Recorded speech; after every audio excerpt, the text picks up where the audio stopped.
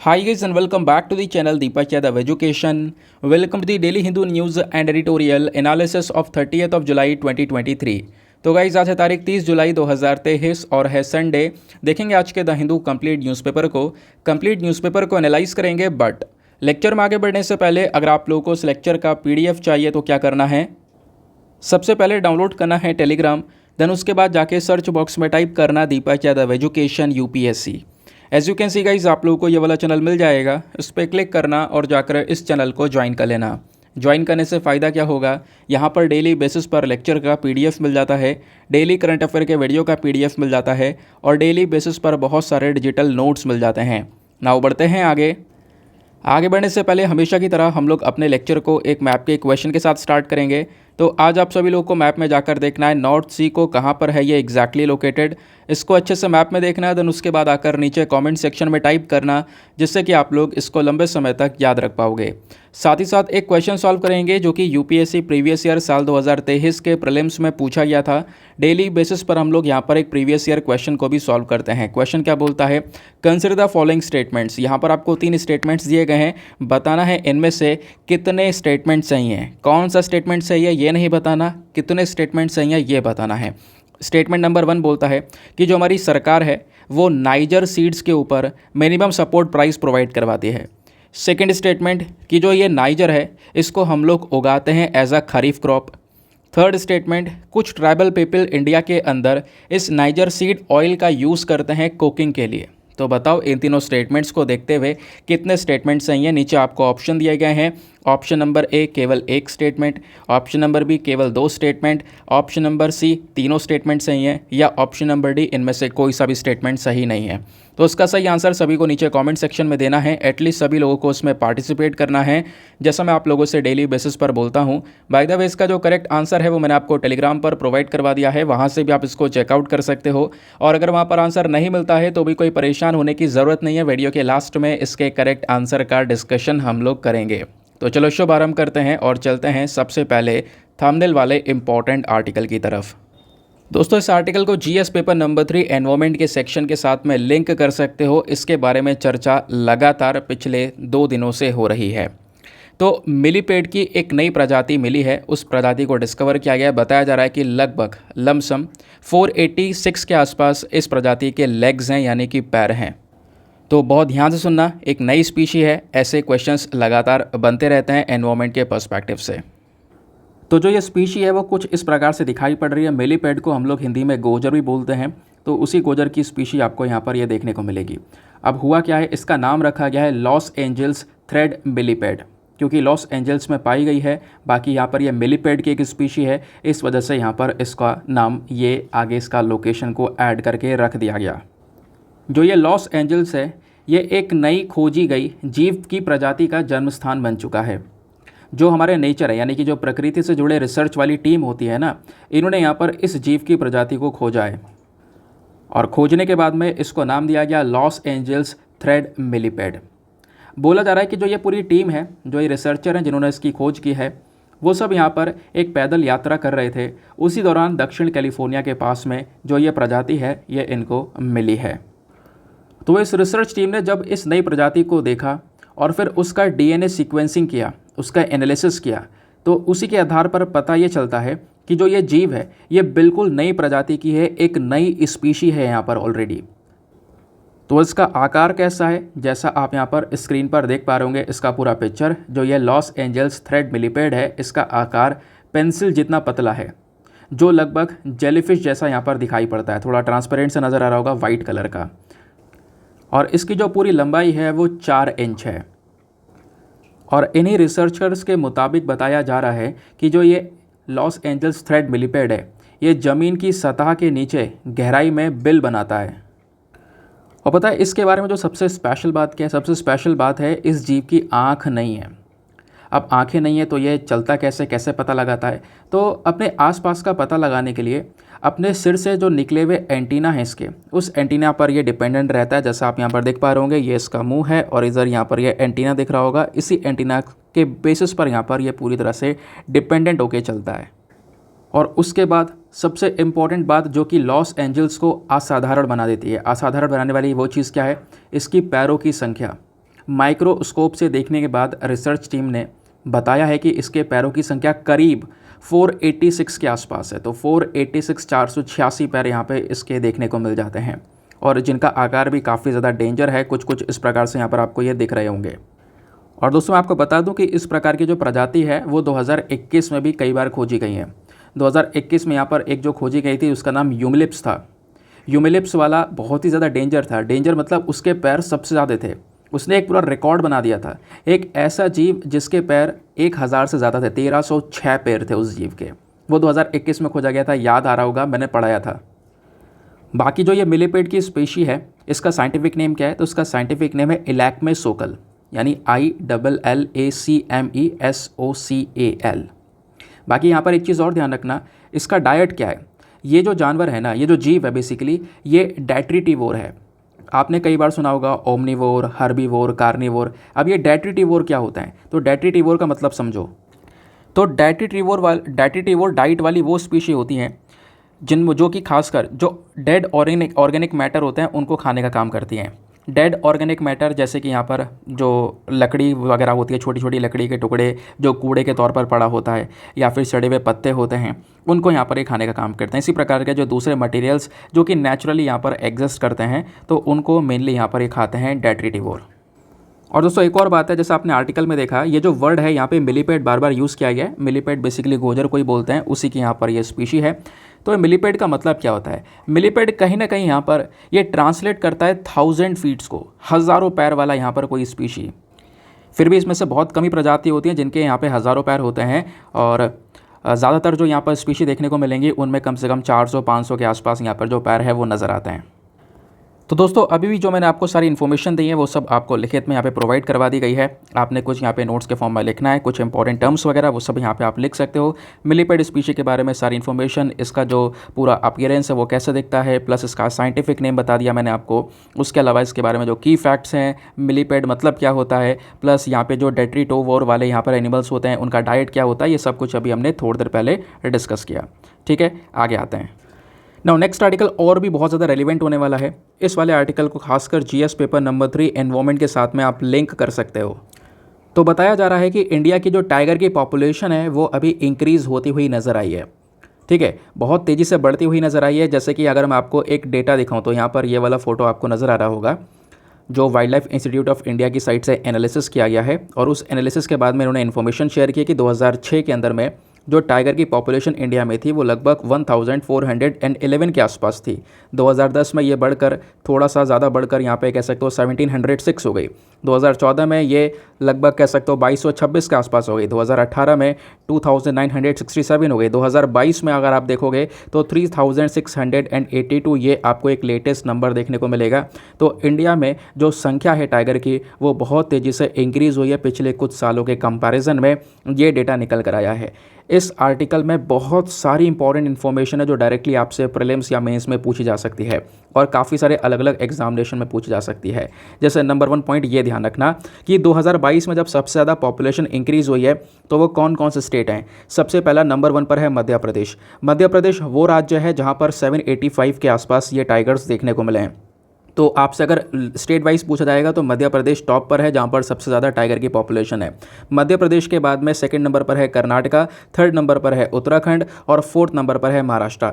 और यहाँ पे कितने कितने टाइगर्स हैं, मध्य प्रदेश में 785 हैं, ये तो आपको पता चल गया। बाकी कर्नाटका के अंदर में 563 के आसपास हैं, उत्तराखंड में 560 हैं और महाराष्ट्र के अंदर में 444 के आसपास आपको ये टाइगर्स देखने को मिल जाते हैं। ये बात हो गई स्टेट्स की। अब बात करते हैं टाइगर रिजर्व्स की, यानी कि इंडिया में कौन से रिजर्व्स ऐसे हैं जहाँ पर सबसे ज़्यादा टाइगर्स आपको प्रेजेंट देखने को मिलेंगे। तो 2022 यानी लेटेस्ट रिकॉर्ड्स के अकॉर्डिंग ये है कॉर्बेट नेशनल पार्क जो कि उत्तराखंड के अंदर में है। यहाँ पर सबसे ज़्यादा आपको टाइगर्स देखने को मिलेंगे। कॉर्बेट नेशनल पार्क के बाद में दूसरा है हमारा बंदीपुर और तीसरा है यहाँ पर नागरहोल। ठीक है, और बंदीपुर और नागरहोल दोनों के दोनों कर्नाटका के अंदर में है।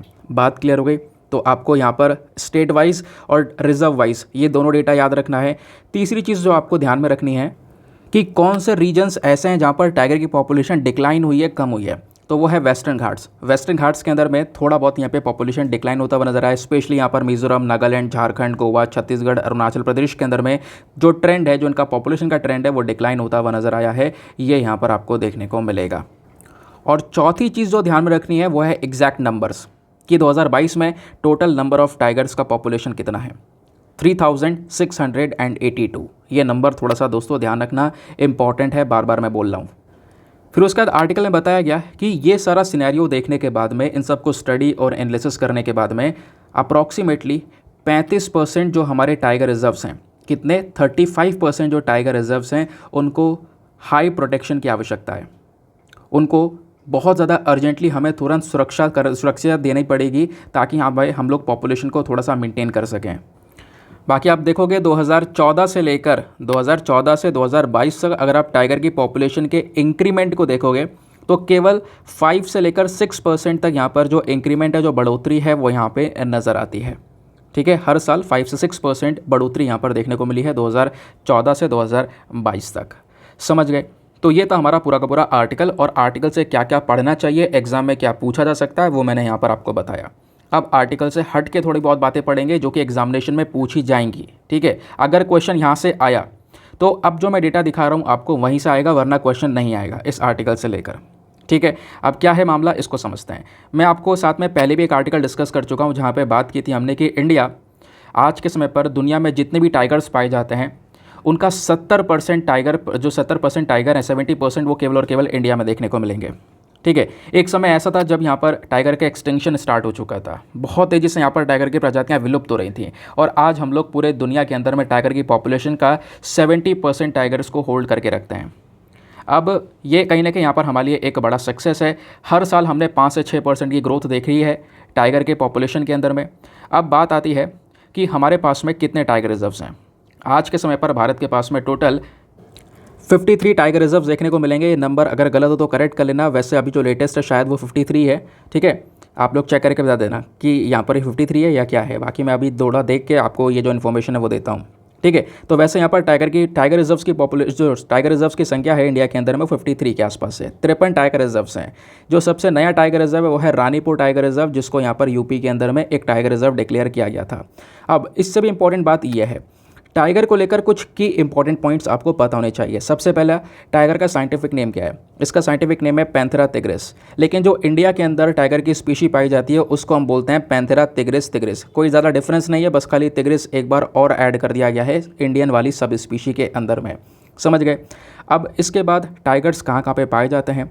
देखो, इंडियन सब कॉन्टिनेंट और सुमात्रा में जो हमारे सब ट्रॉपिकल फॉरेस्ट हैं उन वाले जंगलों में यहाँ पर जो टाइगर्स हैं इनकी संख्या देखने को मिलती है। आज के समय में कह सकते हो टोटल 8 सब स्पीशी हैं टाइगर्स की। कितनी? 8 प्रजातियाँ हैं टाइगर्स की, और इन 8 प्रजातियों में से 3 प्रजातियाँ एक्सटिंक्ट हो चुकी हैं, विलुप्त हो चुकी हैं, ख़त्म हो चुकी हैं। उसके बारे में कोई जानकारी आज के समय में नहीं एग्जिस्ट करती। तो ये 8 की 8 प्रजातियों के बारे में मैं इन्फॉर्मेशन दे रहा हूँ। 8 को के बारे में ध्यान नहीं रखना है, ध्यान उनके बारे में रखना जो ये 3 है जो कि आज के समय पर विलुप्त हो चुकी हैं। तो नंबर 1 है Bengal tiger. Bengal tiger India में पाया जाता है। दूसरा है कैस्पियन टाइगर, ये टर्की में देखने को मिलेगा। फिर तीसरा है एमूर टाइगर, ये आपको रशिया, चाइना और नॉर्थ कोरिया वाले रीजन में देखने को मिलेगा। फिर है जावन टाइगर, ये इंडोनेशिया के जावा में देखने को मिलेगा। लेकिन ये वाला जो जावा टाइगर है ये एक्सटिंक्ट हो चुका है। ठीक है, तो जावा टाइगर एक्सटिंक्ट हो चुका है दोस्तों, इसके बारे में यहाँ पे आपने ध्यान में रखना है। फिर उसके बाद में साउथ चाइना टाइगर, नाम से पता चल रहा है कि साउथ सेंट्रल चाइना में पाया जाता है। फिर बाली टाइगर, अगेन ये भी इंडोनेशिया के अंदर में है, इंडोनेशिया में पाया जाता था, आज के समय पर यह भी एक्सटिंक्ट हो चुका है।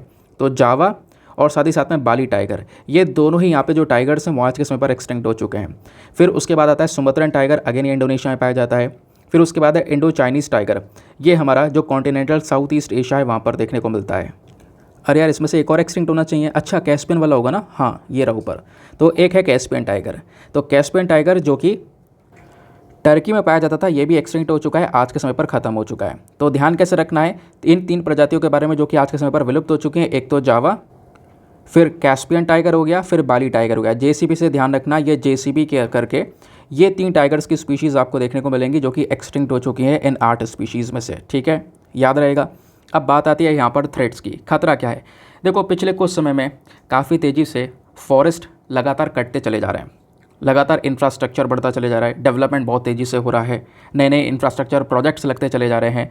तो इसके चक्कर में जो जहाँ पर जंगलों के अंदर टाइगर रह रहे हैं है ना, उनको अपना जो एरिया है वो छोड़ना पड़ रहा है, क्योंकि उनका हैबिटेट जो है वो आज के समय पर पूरी तरह से डिस्ट्रॉय किया जा रहा है। काफ़ी बार इनकी हंटिंग की जाती है, पोचिंग की जाती है, उस वजह से भी इनकी संख्या लगातार कम हुई है। फिर बात आती है प्रोटेक्शन स्टेटस की, किस तरीके से हम इन टाइगर्स को सुरक्षा दे रहे हैं। तो आपको पता होगा कोई भी जानवर या फिर कोई भी प्लांट की स्पीशीज़ हैं, तो उनकी जब बात आती है सुरक्षा की, तो हम लोग 3 चीज़ों के ऊपर फोकस करते हैं। एक तो होता है हमारा वाइल्ड लाइफ प्रोटेक्शन एक्ट, दूसरा होता है IUCN, IUCN मतलब international union for conservation of nature, और तीसरा होता है साइट्स। साइट्स की फुल फॉर्म है convention on international trade in endangered species of wild फोना एंड फ्लोरा।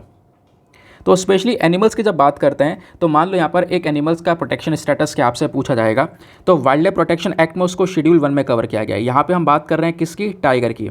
तो टाइगर को वाइल्ड लाइफ प्रोटेक्शन एक्ट में शेड्यूल 1 में रखा गया है।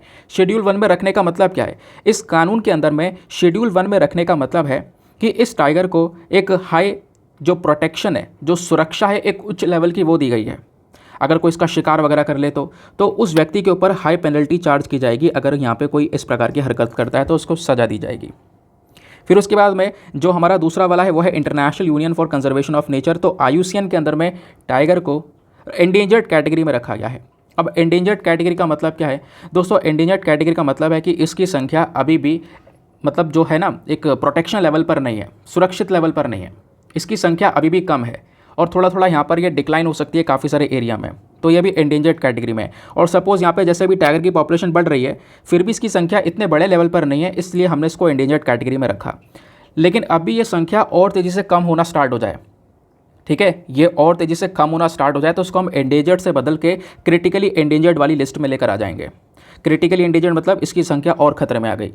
और अगर क्रिटिकली एंडेंजर्ड वाली संख्या से भी अगर ये बाहर निकलता है तो मतलब कह सकते हो फिर इसको एक्सटेंट कैटेगरी में डाला जाएगा। एक्सटेंट का मतलब है ये प्रजाति विलुप्त हो चुकी है, अब टाइगर की कोई भी पॉपुलेशन पृथ्वी पर नहीं रह गई है। तो फिलहाल अभी आपने ध्यान में रखना है IUCN के अंदर में इसको एंडेंजर्ड कैटेगरी में कवर किया गया है। थर्ड देखते हैं साइट्स जो है हमारा, इसको इसमें साइट्स के अपेंडिक्स 1 वाले में रखा गया है। साइट्स भी अपेंडिक्स 1, अपेंडिक्स 2, अपेंडिक्स 6 इस प्रकार की लिस्ट को मेंटेन करके चलता है, तो अपेंडिक्स 1 में रखा गया है। अपेंडिक्स 1 में रखने का मतलब यहाँ पर यह कि देखो साइट्स क्या करता है, इंटरनेशनल ट्रेड को लेकर डील करता है। तो ये जो टाइगर्स हैं, इन टाइगर्स का आप इंटरनेशनल लेवल पर जो व्यापार है वो नहीं कर सकते हो। अगर कर भी सकते हो तो उसके ऊपर ढेर सारे रिस्ट्रिक्शंस लगे हुए हैं, समझ गए। तो इस तरीके से आप लोग को कहीं ना कहीं देख पा रहे होंगे तीनों जगह पर कहीं ना कहीं इस एनिमल को सुरक्षा दी जा रही है। तो इसका प्रोटेक्शन स्टेटस है। तो क्या क्वेश्चन बनता है यहाँ से, बिल्कुल बनता है, डायरेक्टली पूछ लिया जाएगा इसका, ठीक है, कि वाइल्ड लाइफ प्रोटेक्शन एक्ट में इसको कौन से शेड्यूल में रखा गया है या फिर IUCN के अंदर में कौन से लिस्ट में रखा गया है, समझ गए। आ जाते हैं अब इंडिया में टाइगर रिजर्व्स की बात करें थे तो 53 टाइगर रिजर्व्स आपको देखने को मिलेंगे। सबसे बड़ा टाइगर रिजर्व कौन सा है, तो वह है नागार्जुना सागर श्रीशैलम टाइगर रिजर्व, ये आंध्र प्रदेश का है सबसे बड़ा वाला। सबसे छोटा टाइगर रिजर्व कौन सा है, तो महाराष्ट्र के अंदर में बोर टाइगर रिजर्व है जो कि सबसे स्मॉलेस्ट है। अब टाइगर की पॉपुलेशन का स्टेटस डिस्कस करेंगे तो आज के समय में दुनिया में जो ये वाइल्ड टाइगर की संख्या है वो लगभग 3726 से लेकर 5578 के बीच में कहीं ना कहीं स्टैंड करती है।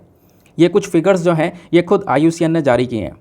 टाइगर की पॉपुलेशन कुछ ऐसे एरियाज़ है जहाँ पर बहुत तेज़ी से ख़त्म हो गई और कुछ ऐसे एरियाज़ है जहाँ पर टाइगर की पॉपुलेशन स्थिर रही है। स्थिर रखने के साथ साथ यहाँ पर उनकी पॉपुलेशन बढ़ी है। तो टाइगर की पॉपुलेशन कौन कौन से एरिया में स्थिर रहने के साथ साथ बढ़ी है वो एरियाज़ को ध्यान में रखना है। उन एरियाज़ में आता है इंडिया, नेपाल, भूटान, रशिया और साथ ही साथ में चाइना। दुनिया भर में जितनी टाइगर की पॉपुलेशन उसका 70% इंडिया में पाया जाता है, ये मैंने आपको ऑलरेडी यहाँ पर बता दिया है। दोस्तों 2018 का जो टाइगर सेंसस हुआ था, जैसे जनगणना होती है ना, जैसे यहाँ पर इंसानों की जनगणना हो रही है हर 10 साल में, वैसे यहाँ पर टाइगर की सेंसस भी होता है। तो टाइगर का सेंसस 2018 में हुआ था ये वाला, उसके अकॉर्डिंग बात करेंगे। वैसे टाइगर का सेंसस हर 4 साल में होता है, ठीक है, जैसे इंसानों का 10 साल में होता है वैसे टाइगर का हर 4 साल में होता है। तो 2018 में जो यहाँ पे सेंसस हुआ था उस समय टाइगर की पॉपुलेशन 2967 के आसपास थी, जो कि अभी 2022 में बढ़कर जैसे मैंने आपको बताया 3682 के आसपास हो गई है, जो कि एक लेटेस्ट नंबर है, समझ गए। तो ये था यहाँ पे पूरा का पूरा डेटा। तो इसी वजह से बोला कि इतनी इन्फॉर्मेशन को थोड़ा ध्यान रखना, इतना यहाँ पे आपने याद में रखना है। कोई भी एग्जामिनेशन में कहीं पर भी कोई भी किसी तरीके से सवाल आएगा, चाहे प्रीलिम्स में चाहे इंटरव्यू में भी कुछ भी पूछा जाए, आप उसको बहुत आराम से हैंडल कर पाओगे। आपको इनफ नॉलेज हो चुकी है। इस आर्टिकल को आपने 360 डिग्री में कवर कर लिया है। आते हैं नेक्स्ट आर्टिकल पर। नाउ आगे बढ़ने से पहले एक इंपॉर्टेंट सी इन्फॉर्मेशन है, पहले हम यहाँ पे उसके बारे में बात करेंगे। आप चाहो तो हमारे पेड ग्रुप्स को ज्वाइन कर सकते हो। पेड ग्रुप्स जो कि आज से 3-4 महीने पहले स्टार्ट करे गए थे, ढेर सारे लोग यहाँ पर ज्वाइन कर चुके हैं। पेड ग्रुप में आपको बहुत फ़ायदे मिलेंगे, जैसे कि यहाँ पे मैंने भी आपको टाइगर वाला आर्टिकल पढ़ाया, इसको मैंने 360 डिग्री में कवर करवाया। सारी इन्फॉर्मेशन आपको यहाँ पे बैकग्राउंड इन्फॉर्मेशन देखने को मिली। वो सारी बैकग्राउंड इन्फॉर्मेशन आपको यहाँ पर इस पेड ग्रुप के अंदर में डेली करंट नोट्स वाले PDF के फॉर्म में मिल जाती है। चाहते हो PDF के फॉर्म में लेना तो PDF फॉर्म में मिल जाएगी। उसके अलावा अगर आपको PDF डाउनलोड करना पसंद नहीं है, आप सीधा यहाँ पे ग्रुप से पढ़ना चाहते हो, तो वो वाला एक्सेस भी वहाँ पर दिया गया है, आपको PDF डाउनलोड करने की आवश्यकता पड़ेगी नहीं।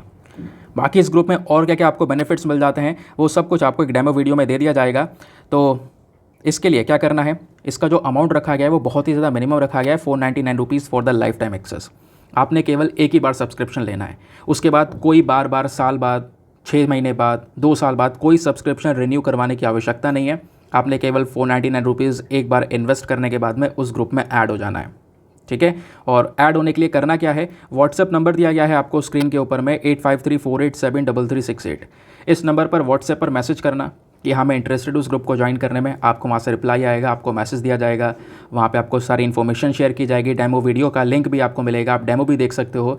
फिर उसके बाद में आप अपना डिसीजन लेने के बाद में जो पेमेंट का प्रोसेस दिया गया जाएगा मैसेज के अंदर में, उसको पूरा करके उस ग्रुप को ज्वाइन कर सकते हो, ठीक है। बाकी दोस्तों जो मैं हमेशा बोलता हूँ, मेक श्योर करना वीडियो पे जो लाइक का बटन है उसको प्रेस कर देना। आज भी हमारा टारगेट 5K प्लस लाइक्स का है, तो फटाफट उसको अचीव करवाना। साथ ही साथ में अगर आप मेरे साथ में पर्सनली जुड़ना चाहते हो तो जुड़ सकते हो। उसके लिए क्या करना है, इंस्टाग्राम पे जाना, वहाँ पे जाके लिखना सर्च बॉक्स में दीपक यादव एजुकेशन, आपको ये प्रोफाइल मिलेगा जहाँ पर 13,000 से ज़्यादा लोग मेरे साथ में ऑलरेडी जुड़ चुके हैं। आप भी मेरे साथ में पर्सनली जुड़ सकते हो। आते हैं नेक्स्ट आर्टिकल की तरफ, सुपर इंपॉर्टेंट आर्टिकल। इसको GS पेपर नंबर 3 एनवायरमेंट के पॉइंट ऑफ व्यू से अगेन लिंक करेंगे। वैसे संडे का न्यूज़पेपर इतना खास होता नहीं है क्योंकि एडिटोरियल, टेक्स्ट एंड कॉन्टेक्स्ट ये सारी चीज़ें आती नहीं है, लेकिन आज जो है बहुत सारी काम की चीज़ें हैं। इस आर्टिकल को पढ़ने के बाद आपको लगेगा कि हाँ ये कितना ज़्यादा इंपॉर्टेंट है, UPSC का फेवरेट टॉपिक है ये। कई बार सवाल पूछे जा चुके हैं और ना केवल प्रीलिम्स, मेंस में भी कई बार सवाल पूछे हैं। वो सारे सवाल भी मैं आपको दिखाऊंगा, ठीक है। तो हुआ क्या है इसको समझते हैं। यहाँ पर ना जो श्रिम्प होता है, श्रिम्प जिसको हम लोग बोलते हैं झींगा, ठीक है। श्रिम्प और मैंग्रोव के पेड़, मैंग्रोव के बारे में अभी थोड़े दिनों पहले हमने डिस्कस भी किया था। तो श्रिम्प और मैंग्रोव का आपस में एक बहुत कड़ा रिलेशन है, तो उस संबंध के बारे में यहाँ पर समझाया गया है। देखो बहुत सारी यहाँ पर अलग अलग पॉन्ड होते हैं, छोटी छोटी बेरीज होती हैं, बहुत सारे पॉन्ड होते हैं, फिश पॉन्ड जहाँ पे मछली को पाला जाता है, ठीक है। अब होता क्या है यहाँ पर, ऐसे छोटे छोटे पॉन्ड वेस्ट बंगाल के अंदर बहुत सारे हैं। नॉर्थ 24 परंगास डिस्ट्रिक्ट के अंदर में ढेर सारे पॉन्ड्स देखने को मिलेंगे। लेकिन यहीं पर ना जो चैतल नाम का गाँव है, चैतल नाम के गाँव में एक पॉन्ड आपको देखने को मिलेगा, पॉन्ड ऑफ पिंटू दास। ये जो पॉन्ड है इसकी थोड़ा सा स्पेशलिटी आपको देखने को मिल जाएगी, ठीक है। अब स्पेशलिटी क्या है कि इस पॉन्ड के ऊपर कई सारे जो मैंग्रोव के पेड़ हैं वो भी आपको देखने को मिलते हैं। जो ग्रुप ऑफ एक्सपर्ट हैं वो एक्सपर्ट का ग्रुप पूरा का पूरा ग्रुप आप देख सकते हो यहाँ पर, ये चैतल गांव पहुँचता है। और ये गांव कब पहुँचता है, 26 जुलाई को। 26 जुलाई एक स्पेशल डे भी है क्योंकि 26 जुलाई को हम लोग international day for the conservation of the mangrove ecosystem को ऑब्जर्व भी करते हैं, ठीक है। तो मैंग्रोव इकोसिस्टम को बचाया जाए इसके लिए पूरा दिन ऑब्जर्व किया जाता है 26 जुलाई को। तो ये पहुँचे, एक्सपर्ट का पूरा ग्रुप पहुँचा और इन्होंने यहाँ पर ये सारी इन्फॉर्मेशन देखने के बाद में एक्सप्लेन किया कि जो सबसे बढ़िया वाली मैंग्रोव की स्पीशी है जो उस रीजन में यानी चैतल गांव में उग सकती है, तो वो स्पीशी है एविसीनिया। कौन सी? एविसीनिया स्पीशी आपको ये देखने को मिल जाती है। एविसीनिया जो प्लांट है ना, इसका जो सैलिनिटी लेवल है वो काफ़ी ज़्यादा है, पानी और मिट्टी से भी ज़्यादा है। यानी कि इस प्लांट के अंदर में खारापन, इसकी जड़ों में खारापन थोड़ा ज़्यादा है। क्योंकि नॉर्मली होता क्या है कि आप देखोगे जो खारा पानी होता है ना, नमकीन पानी जो होता है समुद्र में जो पाया जाता है, वहाँ पर उस वाले पानी में क्या प्लांट उग सकता है? नहीं उग सकता। प्लांट का ग्रो करना बहुत ही ज़्यादा मुश्किल है, ठीक है, क्योंकि इतना बड़ा सैलिनिटी लेवल को प्लांट कह सकते हो सह नहीं सकता। लेकिन जो मैंग्रोव वाले पौधे होते हैं ना, मैंग्रोव वाले पेड़ जो होते हैं, इनमें खास बात यही है कि ये सैलिनिटी के अंदर ही उगते हैं, यानी खारा पानी में बहुत बेहतरीन तरीके से उग सकते हैं। तो उसी में से यहाँ पर जो एक बढ़िया वाली स्पीशी है वो कौन सी है? एविसीनिया प्लांट स्पीशी आपको देखने को मिल जाती है, ठीक है। जो दूसरी मैंग्रोव की स्पीशीज़ हैं उनके ऊपर भी यहाँ पर एक्सपेरिमेंट किया गया अलग अलग श्रिम्प कल्टीवेटर्स के थ्रू, लेकिन जो सबसे बढ़िया स्पीशी नज़र आती है वो यहाँ पर एविसीनिया देखने को मिली है, ठीक है। यहाँ पर जो हमारे एक्सपर्ट्स हैं उनका कहना यहाँ पर यह है कि अगर आप पॉन्ड के आसपास मैंग्रोव का अच्छे से मैनेजमेंट कर लेते हो, ठीक है, तो कोई भी यहाँ पे एक पॉन्ड है लेक की तरह, उसके अंदर आप श्रिम्प को उगा रहे हो। श्रिम्प क्या होता है? झींगा होता है, मछली की तरह आपको देखने को मिलेगा, है ना। तो उसको बहुत सारे लोग खाते भी हैं और उसको इंडिया बहुत ज़्यादा मात्रा में एक्सपोर्ट भी करता है, झींगे को। अभी मैं आपको पिक्चर दिखाऊंगा झींगे का और बाकी सारी इन्फॉर्मेशन भी क्लियर करूंगा, डोंट वरी। तो जो श्रिम्प वाले फार्मर्स हैं वो यहाँ पर इसको पालते हैं, फिर पकड़ते हैं और सीधा यहाँ पर उसको एक्सपोर्ट करते हैं, बेचते हैं, अपनी कमाई करते हैं। समझ गए। तो यहाँ पर एक्सपर्ट्स का कहना यह है कि इस पॉन्ड के आसपास अगर आप यहाँ पर ये मैंग्रोव्स लगा दोगे, मैंग्रोव्स के साथ साथ और भी छोटे छोटे पौधे पेड़ लगा दोगे, तो इससे श्रिम्प का कल्टीवेशन बढ़ जाएगा। कहोगे इसके पीछे का लॉजिक क्या है? लॉजिक यहाँ पर यह है, सबसे पहली चीज़ यहाँ पर जब ज़्यादा पेड़ पौधे होंगे ना तो ज़्यादा बर्ड्स आएंगी। अब ज़्यादा बर्ड्स आएंगी तो बर्ड्स की जो ड्रॉपिंग्स होती हैं, या फिर कह सकते हो बर्ड्स की जो पॉटी होगी, वो कहीं ना कहीं यहाँ पर श्रिम्प के जो संख्या है या फिर इनका जो प्रोडक्शन है उसको बढ़ाएगी। दूसरी चीज़ यहाँ पे क्या होगा, जब पेड़ पौधे आसपास होंगे काफ़ी सारे, तो इससे उनकी जो सड़ी सड़ी पत्तियाँ हैं, है ना, कभी कभी यहाँ पर जो पेड़ पौधों की पत्तियाँ जो वो सड़ जाती हैं, सड़ने के बाद में ख़राब हुई हुई जो पत्तियाँ हैं, पत्तियों वाला जो कचरा है वो सब यहाँ पे उसमें गिरेगा। तो ये जो हमारे श्रिम्प हैं वो उसको खा लेंगे, वो उसको कंज्यूम कर लेंगे, क्योंकि ये जो सड़ी हुई पत्तियाँ हैं ना, ये सबसे बेस्ट फूड है श्रिम्प के लिए। तो कहीं ना कहीं वो श्रिम्प इसको खाएंगे, अगेन इनका जो प्रोडक्शन है वो काफ़ी तेज़ी से होगा, बेस्ट क्वालिटी का श्रिम्प है वो हम लोगों को मिलेगा। तो ये जो पूरा का पूरा इनिशिएटिव है कि श्रिम्प कल्टीवेशन को मैंग्रोव प्लांटेशन यानी पेड़ पौधों के साथ में श्रिम्प को उगाया जाए, ये जो पूरा का पूरा इनिशिएटिव है ना, ये स्टार्ट किया गया था nature environment and wild life society, एक एनजीओ के थ्रू।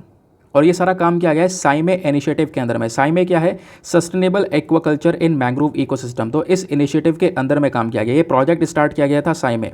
इस प्रोजेक्ट के अंदर में श्रिम्प और प्लांट्स का आपस में कनेक्शन को समझाया गया। समझ गए? अब मैं आपको थोड़ा डिटेलिंग्स प्रोवाइड करवाता हूँ साइमे ये इनिशिएटिव क्या है, क्योंकि कई बार एग्जामिनेशन में आपसे पूछ लिया जाएगा, तो उसके बारे में ज़रूर से आपको पता होना चाहिए। साइमे की फुल फॉर्म बता ही चुका हूँ, एक बार और पढ़ लेते हैं। सस्टेनेबल एक्वाकल्चर इन मैंग्रोव इकोसिस्टम। जो हमारा मैंग्रोव इकोसिस्टम है वहाँ पर हम लोग श्रिम्प कल्टीवेशन की स्पेशली बात कर रहे होते हैं। तो ये जो इनिशिएटिव है, इस इनिशिएटिव के अंदर में जो हमारे फार्मर्स हैं वो श्रिम्प का कल्टीवेशन करते हैं वेस्ट बंगाल के अंदर में। ठीक है, और यहाँ पर मेन फोकस है, इससे हमारा प्लांट्स भी वापस से रिस्टोर होंगे, क्योंकि हम पॉन्ड के आसपास मैंग्रोव प्लांट्स को लगा रहे होंगे तो प्लांट्स भी बढ़ेंगे और साथ ही साथ में हमारा श्रिम्प भी बढ़ेगा। तो विन विन सिचुएशन हो जाएगी, दोनों तरफ यहाँ पर आप कह सकते हो कि बढ़िया प्रोडक्शन नज़र आएगा। इस इनिशिएटिव की शुरुआत जो है, इस प्रोजेक्ट की शुरुआत 2019 में की गई थी एनजीओ के थ्रू में। अब ये जो मैंग्रोव इकोसिस्टम है ना, इसको श्रिम्प कल्टीवेशन के साथ में जब जोड़ा गया तो यहाँ पर जो हमारा पूरा का पूरा जो फार्मर्स हैं, फार्मर्स का जो पूरा का पूरा ग्रुप है, उनको काफ़ी सारे बेनिफिट्स पिछले कुछ समय पर होते हुए नजर आए हैं। और फिशिंग सेक्टर में सबसे बड़ा जो श्रिम्प कल्टीवेशन है, वो श्रिम्प कल्टीवेशन सबसे इम्पॉर्टेंट की एरिया माना जाता है ऑक्यूपेशन का, यानी कि सुंदरबंस यानी वेस्ट बंगाल की ही बात कर रहे हैं। वहाँ के आसपास के जो लोग हैं ना, वो सबसे ज़्यादा इस झींगों को पालते हैं, उगाते हैं, है ना, पानी में इन झींगों की संख्या को बढ़ाते हैं, फिर उसके बाद में इनको पकड़कर सीधा यहाँ पर बेचते हैं, उससे यहाँ पर इनको काफ़ी सारा बेनिफिट मिलता है। जो श्रिम्प का कल्टीवेशन है, ये हमारे इंडिया के अंदर में लगभग 15,000 से 20,000 हेक्टेयर वाले यूनिक इकोसिस्टम के अंदर में किया जाता है। इस प्रकार से जो श्रिम्प है उनको उगाया जाता है। अब श्रिम्प इतना इंपॉर्टेंट भारत के लिए क्यों है? क्योंकि यहाँ पर इससे ढेर सारी इकॉनमी जनरेट होती है। इकॉनमी मतलब इंडिया का जो श्रिम्प एक्सपोर्ट, अगर आप वो देखोगे तो आप कहोगे कि वाकई में यहाँ पर एक इम्पॉर्टेंट कह सकते हो कि ये ऐसी चीज़ है जो कि इकॉनमी को कॉन्ट्रीब्यूशन दे रही है। और उस कंट्रीब्यूशन को पढ़ने से पहले इस प्रकार से आप देख पाओगे, ये होती हैं हमारी श्रिम्प्स। जैसे ये श्रिम्प की जो स्पीशीज़ है, टाइगर प्रॉन वाली स्पीशी है, ऐसी कई सारी स्पीशीज़ होती हैं श्रिम्प की। तो इंडिया जो है ना, ये फ्रोज़न वाले श्रिम्प को एक्सपोर्ट करता है। 2019-20 में लगभग भारत ने $5 बिलियन, मिलियन की बात नहीं कर रहा हूँ, $5 बिलियन का जो फ्रोज़न श्रिम्प है उसको एक्सपोर्ट किया था। और सबसे बड़े बायर कौन थे? अमेरिका और चाइना ने सबसे ज़्यादा ये श्रिम्प को ख़रीदा था। जो ये फ्रोज़न श्रिम्प है, ये इंडिया का सबसे ज़्यादा एक्सपोर्ट किया जाने वाला सी फूड आइटम है, जो हम पानी में उगाते हैं और यहाँ पर इसको बेचते हैं। तो इस प्रकार का जो आइटम है, ये सबसे ज़्यादा बड़ा एक्सपोर्टेड आइटम है इंडिया के अंदर में। बोला ये जाता है भारत में आंध्र प्रदेश, वेस्ट बंगाल, ओडिशा, गुजरात, तमिलनाडु, ये जो स्टेट्स हैं, ये स्टेट्स कहीं ना कहीं इंडिया के मेजर श्रिम्प प्रोड्यूसिंग स्टेट्स हैं। यहाँ पर सबसे ज़्यादा श्रिम्प का प्रोडक्शन किया जाता है। ठीक है, और 95% जो श्रिम्प का प्रोडक्शन होता है वो यहाँ पर हम सीधा एक्सपोर्ट कर देते हैं। अब आती है बात मैंग्रोव्स की। ये तो आपने श्रिम्प के बारे में जान लिया, साइम इनिशिएटिव पढ़ लिया। अब ये मैंग्रोव्स क्या हैं? देखो, मैंग्रोव्स यहाँ पर सॉल्ट टॉलरेंट ट्रीज़ हैं, ऐसे पेड़ जो कि खारेपन को आराम से झेल सकते हैं, खारे पानी में भी बेहतर तरीके से ग्रो हो सकते हैं। इनकी जड़ें काफ़ी बड़ी होती हैं, काफ़ी मजबूत जड़ें आपको देखने को मिल जाएंगी, स्पेशली समुद्र के किनारे जो हमारे तट वाले रीजन होते हैं। फॉर एग्जांपल जो सुंदरबन वाला रीजन है, वहाँ पर स्पेशली आपको ये मैंग्रोव्स देखने को मिलते हैं। तो मैंग्रोव का पहला फीचर यही है कि सैलिन एनवायरनमेंट, खारे पानी में ये आराम से सर्वाइव कर सकते हैं, चाहे सॉल्ट का लेवल कितना ही ज़्यादा हो। और अच्छी बात ये भी है कि इन प्लांट को, मैंग्रोव के पेड़ों को ऑक्सीजन लो ऑक्सीजन कंडीशन में भी आप ग्रो कर सकते हो, ठीक है, क्योंकि यहाँ पर इन प्लांट के अंदर में एक अंडरग्राउंड टिश्यू होता है। देखो कोई भी जो नॉर्मल प्लांट होता है सबके अंदर ऐसा टिश्यू देखने को मिलेगा, तो जो भी प्लांट्स होता है उनका जो अंडरग्राउंड टिश्यू होता है उसको ऑक्सीजन की ज़रूरत होती है अपने आप को ग्रो करने के लिए। लेकिन जो मैंग्रोव वाला पौधा होता है, मैंग्रोव वाला जो प्लांट होता है, इस पेड़ के अंदर में जो ऑक्सीजन होता है ना सॉइल के अंदर में, वो लिमिटेड होता है या फिर होता ही नहीं है।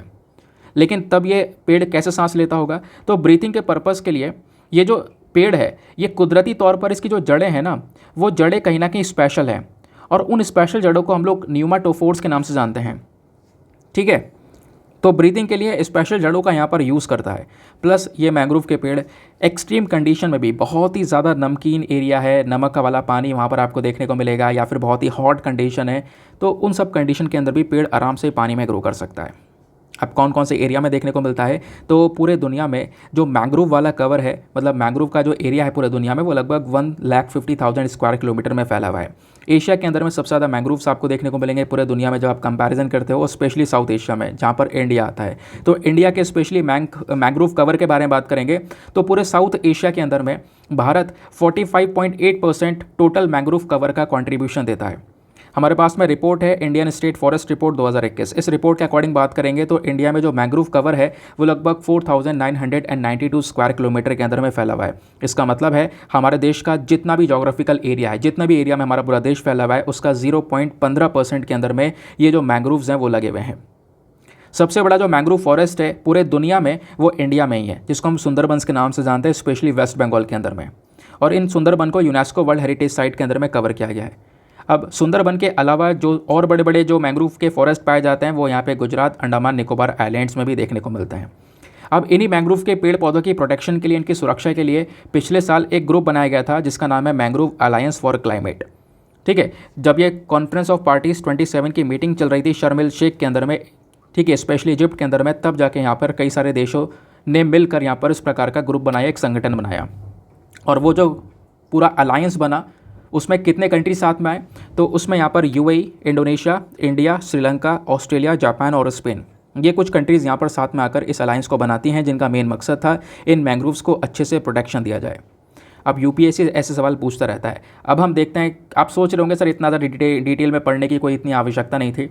अब आपको यहाँ पर मैं दिखाता हूँ कि इतना ज़्यादा डिटेल में जो आपको पढ़ाया है उसके पीछे का मेन कारण क्या है। यूपीएससी का 2015 का सवाल देखो दोस्तों। सवाल ये था, which one of the following regions of India has a combination of mangrove forest, evergreen forest and deciduous forest. Bharat में कौन सा रीजन है जहाँ पर तीनों प्रकार के जंगल देखने को मिलेंगे, कॉम्बिनेशन देखने को मिलेगा, मैंग्रोव का भी, एवरग्रीन का भी और डेसिडियस फॉरेस्ट का भी। तो इसका वैसे सही उत्तर है option number D, Andaman Nicobar island. Andaman Nicobar island में यहाँ पर तीनों वाले जो फॉरेस्ट हैं उनका कॉम्बिनेशन नजर आएगा। ये बात हुई 2015 की। अब यूपीएससी ने 2011 में भी एक सवाल पूछा।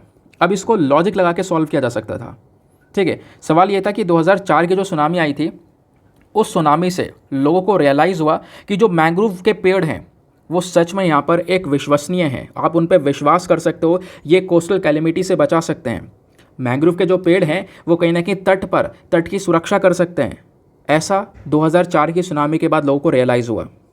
तो जो मैंग्रोव है ये किस प्रकार के फंक्शन को प्ले करता है ये आपने बताना है। नीचे आपको यहाँ पर ऑप्शन दिए गए। सबसे पहला, क्या मैंग्रोव यहाँ पर ह्यूमन सेटलमेंट को समुद्र से सेपरेट कर देता है, अलग कर देता है? ऐसा तो नहीं है। सेकंड, जो क्या ये जो मैंग्रोव है ये फूड और मेडिसिन दोनों प्रोवाइड करवाता है जो कि लोगों की ज़रूरत है? ऐसा नहीं है। कोई नेचुरल डिज़ास्टर के बाद इस प्रकार से फूड और मेडिसिन प्रोवाइड करवाता है? ऐसा भी कुछ नहीं है। थर्ड, जो मैंग्रोव ट्रीज़ हैं ये काफ़ी ज़्यादा बड़े होते हैं, काफ़ी घने होते हैं, और जब भी कोई साइक्लोन या सुनामी आएगी तो लोग इसके नीचे छुप सकते हैं, एक शेल्टर देता है। ऐसा है क्या? ऐसा भी नहीं है। फोर्थ, जो मैंग्रोव ट्रीज़ हैं ये जड़ से इतनी जल्दी उखड़ते नहीं हैं, क्योंकि मैंने अभी आपको थोड़ी देर पहले बताया था इनकी जड़ें काफ़ी बड़ी होती हैं, काफ़ी मजबूत होती हैं, तो जड़ से इतनी जल्दी उखड़ते नहीं हैं। कितनी भारी आंधी तूफान आ जाए उसमें भी ये डटे रहते हैं, क्योंकि इनकी जो जड़ें हैं वो काफ़ी लंबी होती हैं, एक स्पेशल रूट्स यहाँ पर इनकी कहलाई जाती हैं। तो ऐसे प्रोटेक्शन देता है। हाँ, तो ऑप्शन नंबर डी ये बिल्कुल सही है। जब सुनामी आएगी, तूफान आएगा, तो तट पर जो ये लगे हुए पेड़ हैं वो उसकी गति को कम कर सकते हैं, उसकी गति को झेल सकते हैं, क्योंकि उनके जड़ें काफ़ी मजबूत है, वो रुक सकते हैं उसके सामने, टिक सकते हैं। इससे जो कोस्टल एरियाज़ है जहाँ पर लोग रह रहे हैं उनके ऊपर इतना इम्पैक्ट नहीं पड़ेगा जितना पड़ जाता अगर वो मैंग्रोव ना होते तो। समझ गए? तो इसका जो सही उत्तर है वह है ऑप्शन नंबर डी। ये बात होगी 2011 की। अब देखो, मेंस में भी यूपीएससी ने सवाल पूछा है, लगातार दबा के क्वेश्चन पूछे गए। क्वेश्चन क्या था? Discuss the causes of depletion of mangroves and explain their importance in maintaining coastal ecology. Coastal ecology को मेंटेन करने के लिए मैंग्रोव्स की आवश्यकता क्या है, सॉरी आवश्यकता नहीं, इसकी महत्व क्या है, इंपॉर्टेंस क्या है। प्लस साथ ही साथ में यहाँ पर आपको कारण बताने थे कि जो मैंग्रोव्स तेज़ी से कम हो रहे हैं उसके पीछे के मेन कारण क्या है। ठीक है, तो आपने देखा होगा कि कई सारे क्वेश्चंस यहाँ पे पूछे गए हैं, इस वजह से मैंने आपको सारी की सारी चीज़ें डिटेल में पढ़ाई हैं, क्योंकि यूपीएससी एग्जाम की तैयारी कर रहे हो तो आपने हर एक चीज़ को बहुत डिटेल से जाकर पढ़ना ही पढ़ना है। चलो आते हैं अगले आर्टिकल पर। नवा बात है हम लोग अपने साइंस वाले पेज पर, क्योंकि आज संडे है, संडे में साइंस एंड टेक का पेज काफ़ी ज़्यादा इंपॉर्टेंट होता है। ठीक है, तो ये वाला जो आर्टिकल है इसको हम लोग जीएस पेपर नंबर 2 हेल्थ के पॉइंट ऑफ व्यू से लिंक कर सकते हैं। क्या बात की जा रही है, TB over 85% cure rate seen in modified BPL regiment trial. देखो टीबी यानी कि ट्यूबरक्लोसिस की जो बीमारी है ना, ये एक चिंताजनक बीमारी आपको देखने को मिलेगी काफ़ी सारे लोगों में। स्पेशली यहाँ पर जो ये टीबी है इसमें धीरे धीरे करके आप कह सकते हो काफ़ी सारे बदलाव हो गए। ड्रग रेजिस्टेंट टीबी आ गया, ऐसी टीबी आ गई जो कि कहीं ना कहीं आप कितने एंटीबायोटिक्स खा लो या कितना ही दवाई खा लो उससे भी यहाँ पर कहीं ना कहीं ठीक नहीं हो पा रहा है, बहुत ज़्यादा दवाइयाँ खानी पड़ रही हैं। आप कह सकते हो कि पता है कितनी कितनी दवाइयाँ खानी पड़ रही हैं। जो नॉर्मल जो कह सकते हो कि टीबी की बीमारी है ना उसके ट्रीटमेंट के लिए लगभग 4300 टैबलेट्स, कितने 4300 टैबलेट्स खानी पड़ती है। और ऐसा नहीं एक बार में, 18 महीने के अंदर 18 मंथ्स के अंदर में ये 4300 टैबलेट्स के कंजम्पशन के बाद में थोड़ा बहुत यहाँ पर इंप्रूवमेंट नज़र आता है टीबी के पेशेंट्स में। लेकिन यहाँ पे अब इसी का एक नया सिस्टम लेकर आ चुके हैं, एक नया तरीका लेकर आ चुके हैं जिससे टीबी को जल्द से जल्द सही किया जा सकता है। और वो वाला जो तरीका है वो है BPAL रेजिमेन। अब BPAL का मतलब यहाँ पर 3 स्पेशल दवाइयाँ हैं, और वो 3 दवाइयाँ कौन कौन सी हैं, वो 3 बी से है बेडाक्विलिन, और P से है प्रीटोमेनेट, और उसके बाद में L से है लाइनोजोलिड। तो ये जो 3 ड्रग्स हैं, जो ये 3 इंपॉर्टेंट मेडिसिन हैं, इन तीनों को साथ में दिया जाएगा। और कह सकते हो इसका ट्रायल हो चुका है। कुछ लोगों को 26 सप्ताह तक, कितने 26 सप्ताह तक 26 वीक्स तक लगभग 500 टैबलेट्स 500 टैबलेट्स यहाँ पर ये वाली दी गई, जिससे हमने देखा 85% जो पेशेंट्स हैं वो ठीक हो गए। 85% मतलब उनके अंदर 85% क्योरेंस देखने को मिला, ठीक होते हुए नजर आए। जबकि यहाँ पे जो नॉर्मल तरीका था जिसमें 4300 टैबलेट्स दी जा रही थी 18 महीने तक, उससे भी ज़्यादा इफेक्टिव तरीका यहाँ पर ये वाला है जिसमें कम टैबलेट्स कम समय के लिए दी गई, लेकिन एक अच्छा रिजल्ट यहाँ पे नज़र आया। ठीक है, तो ये जो पूरा का पूरा सिस्टम है एक नया सिस्टम है, और कह सकते हो कि इसमें इसकी जो शुरुआत है वो कैसे हुई थी। इसमें 400 लोगों को पार्टिसिपेंट्स के तौर पर जोड़ा गया। 400 लोगों ने पार्टिसिपेट किया इस ट्रायल के अंदर में, और इस ट्रायल की शुरुआत अक्टूबर 2021 में हुई थी। ठीक है, और अभी भी कुछ एरिया के अंदर में ये ट्रायल चल रहा है, और ये ट्रायल सक्सेसफुल नज़र आया। इसके अंदर यहाँ पे आपको दवाई भी कम खानी है और कम समय तक खानी है, लेकिन ये वाली 3 दवाइयाँ लगातार 26 सप्ताह तक लेनी है कंसिस्टेंसी के साथ में। इससे क्या हुआ, टीबी के अंदर में कह सकते हो कि कहीं ना कहीं एक बहुत बड़ा सुधार देखने को मिला टीबी पेशेंट्स के अंदर में। 85% तक जो क्योर रेट है वो यहाँ पर नज़र आया। अब यहाँ पे भारत सरकार का एक टारगेट ये भी है कि हम लोग यहाँ पे 2025 तक टीबी के इंसिडेंसेस को 80% तक कम करना चाहते हैं। प्लस टीबी से होने वाली जो मौतें हैं उसे हम 2025 तक 90% से कम करना चाहते हैं, लेकिन अभी तक हम इसको हैंडल नहीं कर पा रहे हैं। तो हैंडल करने का एक नया तरीका ये है। और अभी तक यहाँ पर जो 70% यानी इन 400 में से जो 70% पार्टिसिपेंट्स हैं उन्होंने ट्रीटमेंट पूरा किया, और उनके अंदर में 85% तक अच्छा जो कह सकते हो रिजल्ट है वो नज़र आया है। जबकि जो नॉर्मल तरीके का जो पहले बहुत सारी टैबलेट्स 4-5 हज़ार टैबलेट्स खा रहे थे 18 महीनों के अंदर में, उनके अंदर केवल और केवल 60 to 65% ही यहाँ पर सुधार आया है। जबकि यहाँ पर ये कम दवाई कम समय के लिए, लेकिन ये स्पेशल ये 3 दवाई लेने से क्या हुआ है 85% तक यहाँ पर सुधार नज़र आया है। समझ गए। तो ये बेसिकली यहाँ पर टीबी को लेकर एक नया क्योर का जो सिस्टम है वो लेकर आया गया है, नया ट्रीटमेंट आपको यहाँ पर ये देखने को मिलेगा। समझ गए। बस इसमें और स्पेशल कुछ पढ़ने की आवश्यकता नहीं है, इतना ही यहाँ पर पढ़ लेना। उसके अलावा अगर कुछ पढ़ना है एग्जामिनेशन में, अगर आपसे कोई क्वेश्चन पूछा जाएगा तो उसके लिए यहाँ पे अलग से ट्यूबरक्लोसिस के बारे में कुछ इन्फॉर्मेशन हैं वो आपको पता होनी चाहिए। ठीक है, कि टीबी कौन से बैक्टीरिया की वजह से होता है ना, स्पेशली यहाँ पर इंडिया पर बर्डन कितना है, ये कुछ स्टैटिक डेटा ज़रूर से आपको पता होना चाहिए, वहाँ से डायरेक्टली क्वेश्चन बन सकता है। चलो बात करते हैं। जो टीबी है ना, एक बैक्टीरिया की वजह से होता है। उस बैक्टीरिया को हम लोग माइकोबैक्टीरियम ट्यूबरक्लोसिस के नाम से जानते हैं। ये माइकोबैक्टीरियम ट्यूबरक्लोसिस माइकोबैक्टीरिया के ही फैमिली से बिलोंग करता है। ठीक है, कुछ माइकोबैक्टीरिया जो होते हैं ना, यानी कि जिससे टीबी हो रहा है, इस प्रकार का जो माइकोबैक्टीरिया होते हैं, कुछ माइकोबैक्टीरिया ऐसे होते हैं जो कि और भी बीमारी बना सकते हैं। जैसे टीबी के साथ साथ लेप्रोजी भी यहाँ पर ह्यूमंस के अंदर में हो सकता है। ह्यूमंस में अगर टीबी होता है तो टीबी जनरली जो फेफड़े होते हैं, जो लंग्स होता है, उनको अफेक्ट करता है। फिर लंग्स के साथ साथ फिर दूसरे बॉडी पार्ट्स को भी अफेक्ट करना स्टार्ट हो जाता है। टीबी एक बहुत पुरानी बीमारी है, लगभग इजिप्ट के अंदर में एग्जिस्ट करती थी 3000 BC के समय पर। ऐसा यहाँ पर कुछ हमारे पास में रिकॉर्ड्स हैं। बाकी टीबी को ठीक किया जा सकता है, क्यूरेबल डिजीज़ है, ये एक अच्छी बात है। ट्रांसमिशन की बात करेंगे तो आराम से बीमारी फैल सकती है। एक व्यक्ति है जिसको टीबी हुआ है, वो अगर यहाँ पर एक नॉर्मल पर्सन के सामने खांस दे या छींक दे तो उसके जर्म्स जो हैं वो ट्रांसफ़र हो सकते हैं नॉर्मल पर्सन में, तो ये बीमारी यहाँ पर उसके अंदर भी फैल सकती है। बात आती है सिम्टम्स की, लक्षण की, तो टीबी में यहाँ पर चेस्ट के अंदर में पेन होता है, शरीर में वीकनेस होने लगती है, वजन तेज़ी से घटने लगता है, बुखार, रात में पसीना, इस प्रकार के जो लक्षण है वो नज़र आते हैं। दुनिया भर में टीबी का इम्पैक्ट काफ़ी ज़्यादा है, लगातार टीबी के केसेस इंक्रीज़ होते हुए नजर आए। दुनिया में 30 ऐसे देश हैं जहाँ पर सबसे ज़्यादा टीबी के केसेस हैं, और उन 30 देशों में से भी जो टॉप 8 कंट्रीज़ हैं वो कौन कौन सी हैं, उस पर सबसे टॉप पर आता है इंडिया। इंडिया के बाद Indonesia, China, Philippines, Pakistan, Nigeria, Bangladesh, south Africa. ये कुछ वो कंट्रीज़ है जहाँ पर टीबी के केसेस हर साल बहुत सारे निकल कर आते हैं। मिलियंस केसेस आपको यहाँ पर देखने को मिल जाते हैं। समझ गए। फिर यहीं पर टीबी आता है एक XDR टीबी। XDR टीबी यहाँ पर मतलब एक्सटेंसिवली ड्रग रेजिस्टेंट टीबी। और ये जो multi drug resistant TB, extensively drug resistant TB है ना, ये टीबी बहुत ही ज़्यादा खतरनाक है। ये टीबी एक बैक्टीरिया की वजह से होता है। वो बैक्टीरिया ज़्यादातर दवाइयों के प्रति रेजिस्टेंट होता है। मतलब कि आप कितना ही दवाइयाँ खा लो, कितनी भी एंटी टीबी ड्रग्स खा लो, वो दवाइयाँ खाने के बावजूद भी यहाँ पर उस बैक्टीरिया की वो दवाइयाँ नहीं मार पाती हैं। तो इस प्रकार की टीबी को ठीक करने के लिए अभी यहाँ पे आपको बताऊंगा BPAL वाला जो रेजिमेंट ट्रायल है वो यहाँ पर दिया गया और उसके अच्छे रिजल्ट्स निकल कर आए। ठीक है, तो XDR टीबी, MDR टीबी क्या होता है ये आपको समझ में आ गया। बाकी एक BCG वैक्सीन इंट्रोड्यूस की गई थी टीबी के प्रोग्राम के अंदर में। तो BCG वैक्सीन का जो फुल फॉर्म है ये आपको थोड़े दिनों पहले भी मैंने आपको पढ़ाया था, याद आ रहा होगा, बैसिलस कैलमिड गुरिन इसकी फुल फॉर्म है। अब बैसिलस कैलमिड गुरिन ये नाम कैसे रख दिया अजीब सा। देखो, इस वैक्सीन का जो नाम है ना, ये नाम रखा गया है इसके डिस्कवर के ऊपर में, मतलब जिसने डिस्कवर किया है उनके नाम के ऊपर में। 2 फ्रेंच मैन है, एक का नाम है एल्बर्ट कैलमिड, दूसरे का नाम है कैमिल गुरिन। ठीक है, तो यहाँ पर इस वैक्सीन का नाम भी क्या है, बैसिलस कैलमिड गुरिन। तो बैसिल B से बैसिलस हो गया, और C से यहाँ पर कैलमिट हो गया, और G से यहाँ पर दूसरे जो पर्सन जिन्होंने डिस्कवरी की है इसकी वो हो गए गुरिन। तो इन सब ने मिलकर यहाँ पर इस BCG वैक्सीन को तैयार किया। भारत ने यहाँ पर BCG वैक्सीन को अपने देश में 1948 में इंट्रोड्यूस किया। फिर हमने इसको नेशनल टीबी प्रोग्राम का हिस्सा बनाया, और कई सारी बीमारियों को यहाँ पर BCG वैक्सीन से ठीक भी किया गया। बाकी दुनिया भर में प्लस इंडिया ने कई सारे इनिशिएटिव चलाए हैं ये टीबी की बीमारी को ठीक करने के लिए। फॉर एग्जांपल हमारा निक्षय इकोसिस्टम हो गया, निक्षय पोषण योजना हो गया, टीबी हारेगा देश जीतेगा कैंपेन हो गया। इस प्रकार के कई सारे जो कैंपेन्स हैं वो चलाए गए हैं। हर साल आपको पता होगा 24 मार्च को हम लोग वर्ल्ड टीबी डे भी सेलिब्रेट करते हैं, ताकि बता सकें, इसके बारे में अवेयरनेस फैला सकें लोगों के अंदर में कि टीबी कितनी ज़्यादा खतरनाक बीमारी आपको देखने को मिलेगी।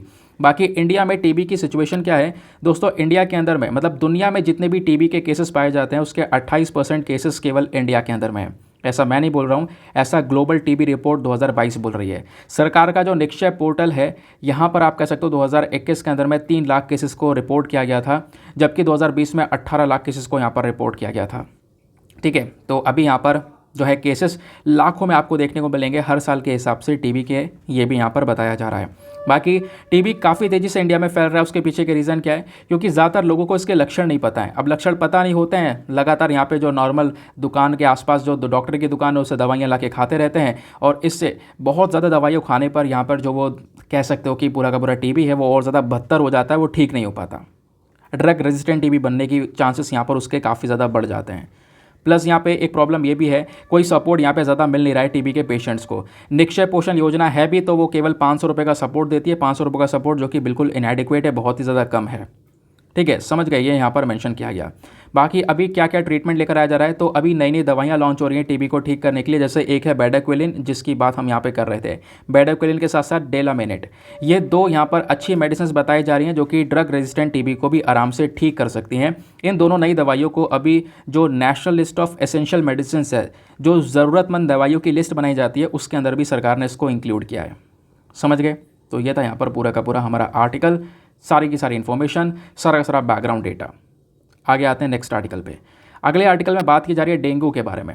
अभी टीबी के बारे में बात की थी, अब डेंगू के बारे में। आज सारी बीमारियों को लेकर सारे के सारे आर्टिकल कवर किए गए हैं। बात की जा रही है कि दुनिया भर में जो डेंगू फीवर, जो डेंगू का बुखार है, ये काफ़ी तेज़ी से इसका जो खतरा है दुनिया भर में वो इंक्रीज़ हो रहा है, बढ़ रहा है। अच्छा, ऐसा हो रहा है क्या? हाँ बिल्कुल। 2023 में कई सारी अमेरिकन कंट्रीज़ हैं, साउथ अमेरिकन कंट्रीज़ हैं, जहाँ पर डेंगू के केसेस बहुत तेज़ी से इंक्रीज़ हुए हैं। तो दुनिया भर में वर्ल्ड हेल्थ ऑर्गेनाइजेशन ने बताया है कि डेंगू एक चैलेंजिंग प्रॉब्लम बनता चले जा रहा है।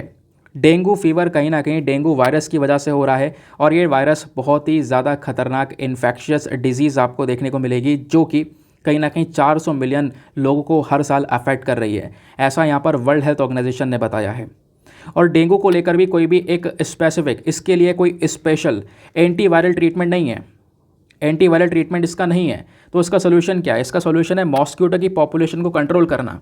पता है, डेंगू का अभी भी यहाँ पर कोई प्रॉपर ऐसा सोल्यूशन, प्रॉपर ऐसा कोई ट्रीटमेंट या इलाज नहीं देखने को मिलता है।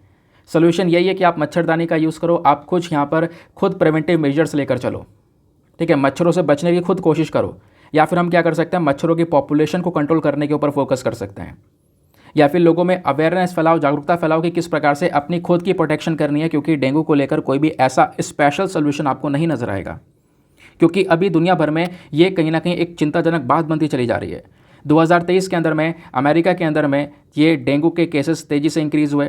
मतलब जुलाई तक, इस साल जुलाई तक 2 मिलियन के आसपास, 20 लाख के आसपास केसेस देखने को मिल रहे हैं। ब्राज़ील, पेरू, बोलीविया, यहाँ सभी जगह पर केसेस इस साल बहुत ज़्यादा मात्रा में निकल कर आए डेंगू के। और इन कंट्रीज़ के अलावा जो हमारी साउथ अमेरिकन कंट्रीज़ हैं, Argentina, Brazil, Chile, Uruguay, Paraguay, फिर और कुछ कंट्रीज़ आपको यहाँ पर देखने को मिल जाती हैं। यूरोप की कुछ कंट्रीज़ देखने को मिल जाती हैं। यहाँ सभी जगह पर कहीं ना कहीं डेंगू के केसेस पिछले साल के कंपैरिजन में इस साल तेज़ी से इंक्रीज़ हुए हैं। ठीक है, पूरे यूरोप में भी आपको देखने को मिलेगा। उसके पीछे के कई सारे रीज़न है दोस्तों। उससे पहले हम थोड़ा सा इंडिया के बारे में बात करेंगे। डेंगू के केसेस इंडिया में भी तेज़ी से इंक्रीज़ होते हुए नजर आए। ठीक है, बहुत सारे स्टेट्स हैं, जैसे कि यहाँ पर आप देख पाओगे केरला हो गया, ओडिशा, असम, तमिलनाडु, महाराष्ट्र, वेस्ट बंगाल, कर्नाटका। ये वो राज्य हैं जहाँ पर डेंगू के केसेस अभी भी भारत के अंदर सबसे ज़्यादा हैं।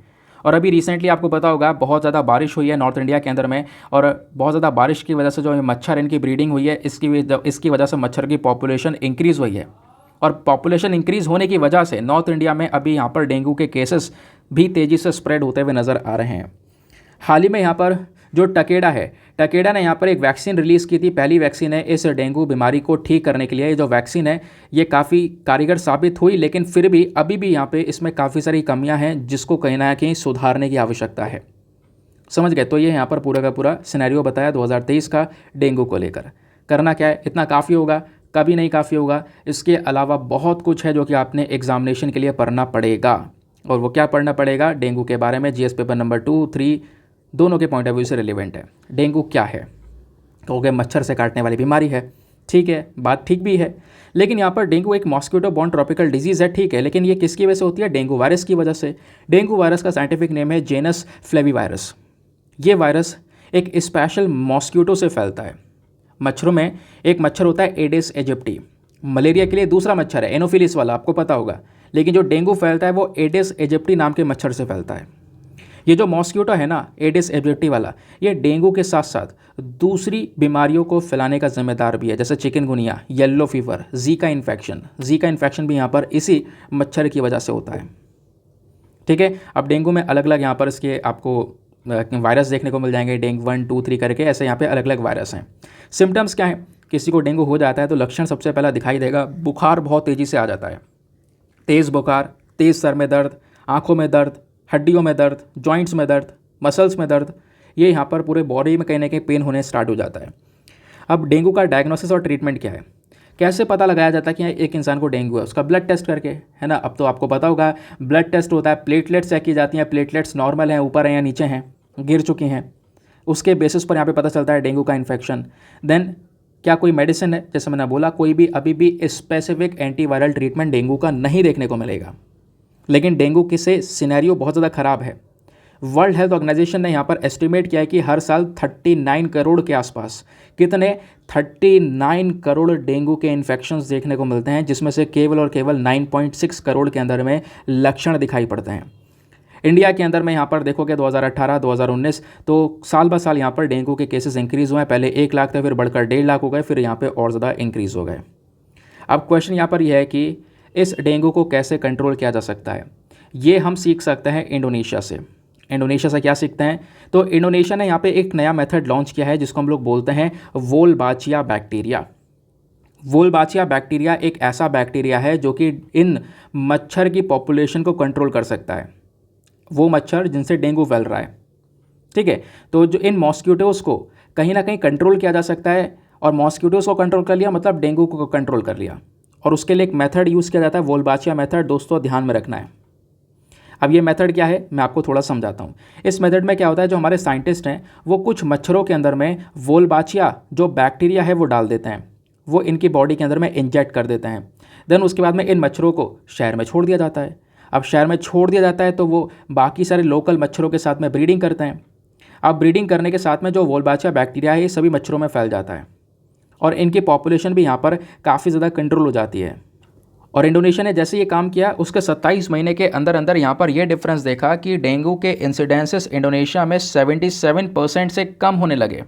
क्यों? क्योंकि यहाँ पर उनके अंदर वोल्बाचिया बैक्टीरिया का यूज़ किया गया ताकि उनकी पॉपुलेशन को कंट्रोल किया जा सके। समझ गए। बाकी डेंगू की वैक्सीन की बात करेंगे तो एक वैक्सीन है जिसको हम लोग CYD TDV के नाम से, डेंग वैक्सिया के नाम से जानते हैं। इसको US की फूड एंड ड्रग एडमिनिस्ट्रेशन ने 2019 में अप्रूव किया था। ये पहली डेंगू वैक्सीन है जिसको US का अप्रूवल मिला था। समझ गए। तो ये वैक्सीन की बात हो गई, वो भी यहाँ पर बहुत कम यहाँ पर इसकी चर्चा रहती है। बाकी आप देखते हैं UPSC ने कैसे कैसे सवाल पूछे हैं। 2017 में एक सवाल पूछ लिया गया था, और सवाल क्या था, कंसिडर द फॉलोइंग स्टेटमेंट्स।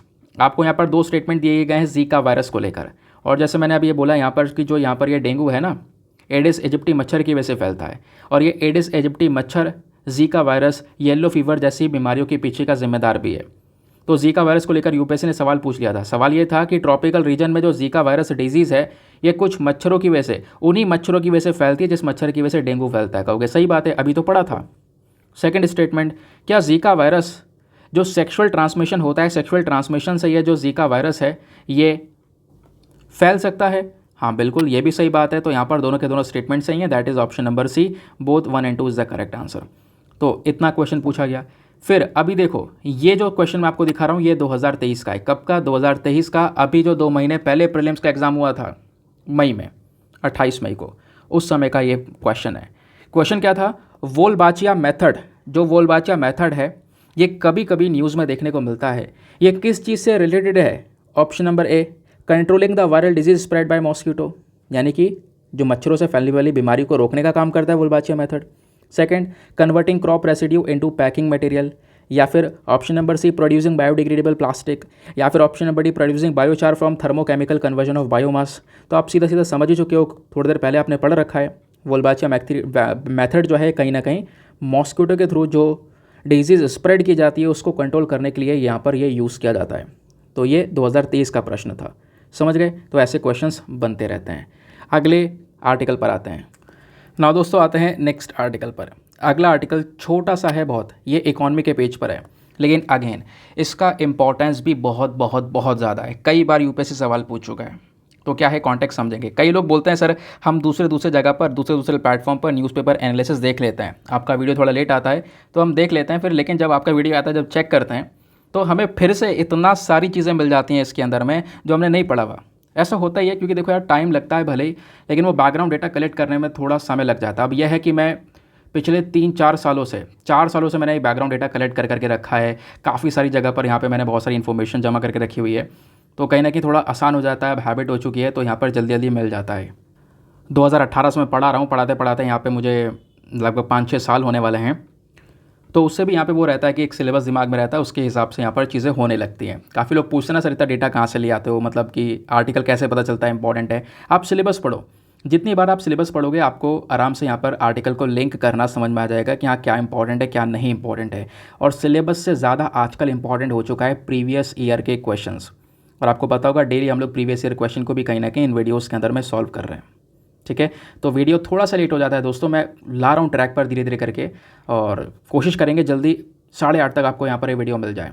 कल भी कोशिश करेंगे, कल मंडे है, कोशिश करेंगे 8:30 तक आपको यहाँ पे मॉर्निंग में वीडियो मिल जाए, ताकि आप आराम से पढ़कर जो भी है अपनी बाकी प्रिपरेशन कर सको। एनीवे, आते हैं टॉपिक पर। यहाँ पे बात की जा रही है टी आउटपुट के बारे में, चाय के बारे में बात की जा रही है। चाय पत्ती कैसे, चाय की पत्ती से बनती है, तो हम उसी चाय पत्ती के बारे में बात कर रहे हैं, टी के बारे में। टी बोलूँगा मैं। हुआ क्या है कि इस साल टी का जो प्रोडक्शन है वो थोड़ा सा कम हो गया है। तो अब की बार 2023 में जो जून का महीना है इस जून के महीने में भारत के अंदर टी का प्रोडक्शन 137.85 मिलियन किलोग्राम के आसपास हुआ है, जबकि पिछले साल 2022 में जून के महीने में जो टी का प्रोडक्शन है, चाय की पत्ती का प्रोडक्शन है, वो लगभग 143.12 मिलियन किलोग्राम के आसपास 143.12 मिलियन किलोग्राम के आसपास हुआ था। तो पिछले साल के कंपैरिजन में इस साल थोड़ा सा यहाँ पे जो प्रोडक्शन है वो हमारा कम होता हुआ नज़र आया है। ऐसा खुद जो टी बोर्ड है, जो हमारा टी बोर्ड है ना, इसके लिए एक पूरा बोर्ड है टी सेक्टर को मैनेज करने के लिए, उस टी बोर्ड ने ये डेटा हम लोग को दिया है। और नॉर्थ इंडिया के अंदर में सबसे ज़्यादा प्रोडक्शन हुआ है। ठीक है, नॉर्थ इंडिया में ये जो जितना अब की बार प्रोडक्शन हुआ है टोटल, उसका 109.70 मिलियन किलोग्राम केवल नॉर्थ इंडिया में हुआ है। ठीक है, साउथ इंडिया में 28.15 मिलियन किलोग्राम के आसपास टी का प्रोडक्शन हुआ है। बाकी क्वेश्चन ये है कि सर पिछले साल की कंपैरिजन में इस साल टी का प्रोडक्शन कम कैसे हो गया? हमें तो ग्रो करना चाहिए था, आगे बढ़ना चाहिए था, प्रोग्रेस करना चाहिए था।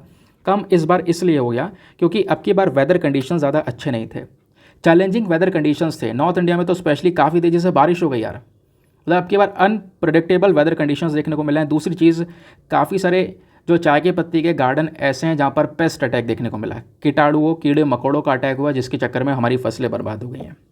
ये दो इंपॉर्टेंट रीजंस यहाँ पर बताए गए हैं। तो क्या ये एग्ज़ाम में पूछा जाएगा? नहीं। अब जो मैं आपको बताऊँगा वो एग्ज़ाम में पूछा जाएगा। टी के बारे में काफ़ी कुछ पढ़ेंगे, टी क्रॉप्स के बारे में जानेंगे, प्लस साथ ही साथ में टी बोर्ड के बारे में जानेंगे। यूपीएससी ने दवा के पहले सवाल पूछे हुए हैं, वो सब कुछ बहुत ध्यान से सुनना दोस्तों, इंपॉर्टेंट एग्जाम में आपको डायरेक्टली हेल्प करेगा। पहले हम बात करेंगे टी के बारे में।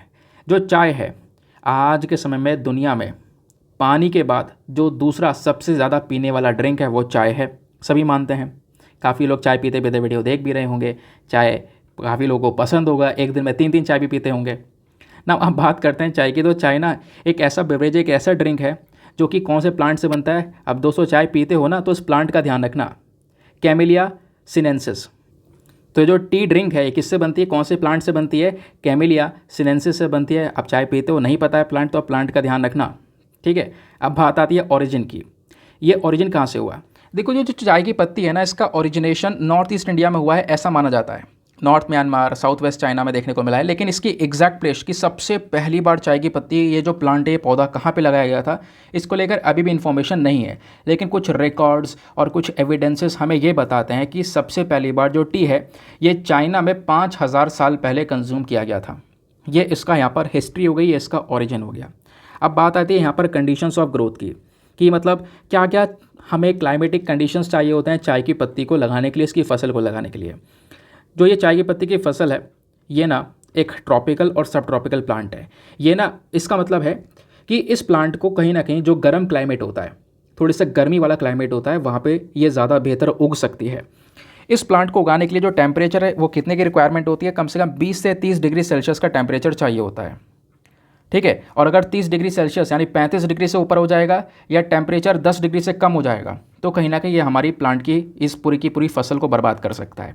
और बारिश की रिक्वायरमेंट 150 से लेकर 300 सेंटीमीटर एनुअल रेनफॉल चाहिए होती है ना। तो इससे भी यहाँ पर जो बढ़िया हमारी फसल है टी की, वो यहाँ पर मिल जाती है। और सबसे ज़्यादा जो टी का जो कल्टीवेशन है वो कौन से सॉइल में होता है? तो स्लाइटली एसिडिक सॉइल, ऐसी मिट्टी जो कि बिना कैल्शियम के हो, वो ज़्यादा बेहतर होती है टी के लिए। अब इंडिया और टी के प्रोडक्शन का क्या रिलेशन है वो थोड़ा सा डिस्कस कर लेते हैं। भारत जो है दुनिया में एक लार्जेस्ट कंज्यूमर ऑफ टी के कैटेगरी में आता है। इंडिया में, पूरे दुनिया में अगर हम देखें तो भारत में सबसे ज़्यादा चाय पी जाती है। और फिर आती है उत्पादन की बात, तो पहले नंबर पर तो आते हैं हम चाय पीने में, दूसरे नंबर पर आते हैं उत्पादन के मामले में। सेकंड लार्जेस्ट प्रोड्यूसर भी हैं हम लोग यहाँ पे टी के हैं पूरे वर्ल्ड में। चाइना अभी भी टॉप पर है, चाइना सबसे बड़ा प्रोड्यूसर है। ठीक है, और जो जब बात आती है एक्सपोर्ट की, क्योंकि हम लोग प्रोड्यूसर भी हैं, सेकंड लार्जेस्ट प्रोड्यूसर हैं, टॉप कंज्यूमर हैं। तो टॉप कंज्यूमर होने के नाते क्या होता है कि बहुत सारा प्रोडक्शन जो इंडिया में चाय की पत्ती का होता है वो हम खुद अपने देश में कंज्यूम कर लेते हैं। अब जो बचता है उसको एक्सपोर्ट कर देते हैं। तो एक्सपोर्टिंग के मामले में इंडिया चौथा लार्जेस्ट एक्सपोर्टर देखने को मिलेगा टी का वर्ल्ड में। ठीक है, अब उसके बाद में टी को एक इंटरनेशनल डे के तौर पर भी इंपॉर्टेंस दिया जाता है। हर साल 21 मई को इंटरनेशनल टी डे ऑब्जर्व किया जाता है, ये आपने थोड़ा सा ध्यान में रखना है। अब इस पूरे इंडिया के टी सेक्टर को मैनेज करने के लिए एक बोर्ड बना रखा है जिसका नाम है टी बोर्ड। टी बोर्ड जो है एक स्टैचुरी बॉडी है जो कि मिनिस्ट्री ऑफ कॉमर्स के अंडर में आती है। ये जो बोर्ड है, इस बोर्ड में टोटल 31 मेंबर्स आपको देखने को मिलते हैं। 31 मेंबर्स में से एक चेयरमैन भी होते हैं जो कि यहाँ पर मेंबर ऑफ पार्लियामेंट से लिए जाते हैं। चेयरमैन के साथ साथ यहाँ पर T producer, T trader, T broker, consumer, सरकार के रिप्रेजेंटेटिव्स हो गए, ये सभी लोग यहाँ पर कहीं ना कहीं आते हैं और इस 31 मेंबर के अंदर में जुड़कर इस पूरे बोर्ड को चलाते हैं। ये जो टी बोर्ड है, इस टी बोर्ड को हर 3 साल में वापस से रिकॉन्स्टिट्यूट किया जाता है, यानी मेंबर्स हर 3 साल में चेंज होते हैं। इस टी बोर्ड का मेन फंक्शन क्या है? मेन फंक्शन है हमारी जो टी की मार्केटिंग है, मैन्युफैक्चरिंग है और जो कल्टीवेशन है देश के अंदर में, उसको सपोर्ट करना, एक्सपोर्ट को प्रमोट करना, फाइनेंशियल सपोर्ट प्रोवाइड करवाना, जो हमारे टी के प्लांटेशन के वर्कर्स हैं उनको उनके लिए अच्छी स्कीम्स लेकर आना, ये सारा काम यहाँ पर टी बोर्ड का होता है। उसके अलावा टी का जो भी हमारा स्टैटिस्टिकल डेटा है उसका कलेक्शन मेंटेनेंस करना, ये सब काम टी बोर्ड का है। टी बोर्ड के अपने आप में कुछ ऑफिसेज भी हैं, जैसे इसका हेड ऑफिस की बात करेंगे तो जो मेन ऑफिस भारत के अंदर टी बोर्ड का है वो कोलकाता में, ध्यान रखना कोलकाता में इसका मेन हेड ऑफिस है। बाकी इसके छोटे छोटे 20 और छोटे छोटे ऑफिस हैं जिसको हम लोग जोनल या रीजनल या सब रीजनल ऑफिस के नाम से जानते हैं, लेकिन मेन जो है वो कोलकाता में है, ठीक है। और आज जो है भारत के विदेशों में भी 2 जगह पर जो टी बोर्ड ऑफिस नज़र आते हैं। विदेशों में कहाँ पर हैं? एक है दुबई में और दूसरा है मॉस्को में, ठीक है। दो जो हमारे टी बोर्ड है इसके इंडिया में तो सबसे बड़ा डिपार्टमेंट, सबसे बड़ा ऑफिस तो है, इसका हेडक्वार्टर कोलकाता में है, इसका हेडक्वार्टर कोलकाता में है। बाकी इसका विदेश में जो ऑफिस होता है, ओवरसीज़ ऑफिस होता है, तो वो 2 जगह पर हैं, दुबई और मॉस्को के अंदर। ये ध्यान में रखना है। ये क्यों ध्यान में रखना है? क्योंकि यूपीएससी ने पिछले ही साल ये सवाल पूछ लिया था, पिछले साल यानी 2022 में। पिछले साल क्या क्वेश्चन था? टी बोर्ड के रेफरेंस में आपको 4 स्टेटमेंट्स दिए गए थे, बताना था कि इसमें से कौन सा स्टेटमेंट सही है। पहला, टी बोर्ड क्या एक स्टैचुरी बॉडी है? बिल्कुल, अभी थोड़ी देर पहले पढ़ा था, स्टैचुरी बॉडी है, तो पहला स्टेटमेंट सही है। दूसरा, क्या यहाँ पर एक रेगुलेटरी बॉडी जो कि ministry of agriculture and farmer welfare से अटैच है? नहीं, ऐसा तो नहीं है, क्योंकि यहाँ पर अभी तो हमने पढ़ा था ये कौन सी मिनिस्ट्री के अंदर में आती है, तो ये जो टी बोर्ड आता है मिनिस्ट्री ऑफ कॉमर्स के अंडर में, समझ गए। तो इस वजह से यहाँ पर जो हमारा दूसरा स्टेटमेंट है वो गलत है, पहला सही है। थर्ड स्टेटमेंट देखो, टी बोर्ड का जो हेड ऑफिस है वो बेंगलुरु में, ऐसा है क्या? नहीं, टी बोर्ड का जो मेन इनका हेडक्वार्टर है, मेन हेड ऑफिस है, वो कहाँ पर है? कोलकाता में, अभी आपको बताया था, ठीक है। तो थर्ड वाला स्टेटमेंट भी गलत है, पहला सही है केवल और दूसरा तीसरा गलत है। फोर्थ स्टेटमेंट, जो ये टी बोर्ड है इसका जो ओवरसी ऑफिस है वो दुबई और मॉस्को में है, क्या ये सही है? हाँ, बिल्कुल सही बात है, 2 ऑफिस हैं, तो इसका सही उत्तर ऑप्शन नंबर 1 और 4 हो जाएगा। तो यूपीएससी का 2022 पिछले साल का क्वेश्चन था, तो इसका सही उत्तर ऑप्शन नंबर डी 1 और 4 इज़ द करेक्ट आंसर। तो क्या सर आप सोचोगे कभी कभी तो बन जाता है ऐसा क्वेश्चन, इसके लिए इतना सब पढ़ना ज़रूरी है क्या? हाँ भाई, 2 नंबर लेके आना है, पढ़ना ज़रूरी है, और इससे भी ज़्यादा कभी कभी नहीं। ऐसा क्वेश्चन ये देखो, ये था 2022 पिछले साल का, उससे पहले 2008 में भी डायरेक्टली एक सवाल पूछा गया था, यहाँ पर आपको मैचिंग करने के लिए दिया गया, और यहाँ पे केवल टी बोर्ड की बात नहीं की गई थी, coffee board, rubber board, tea board, tobacco board, सबके हेडक्वार्टर पूछ लिए गए। एक तरफ यहाँ पे सारे बोर्ड के नाम दिए गए, दूसरी तरफ हेडक्वार्टर, बेंगलुरु, गुंटूर, कोट्टयम, कोलकाता। बताओ, मैचिंग करो, बताओ किसका हेडक्वार्टर कहाँ पर है।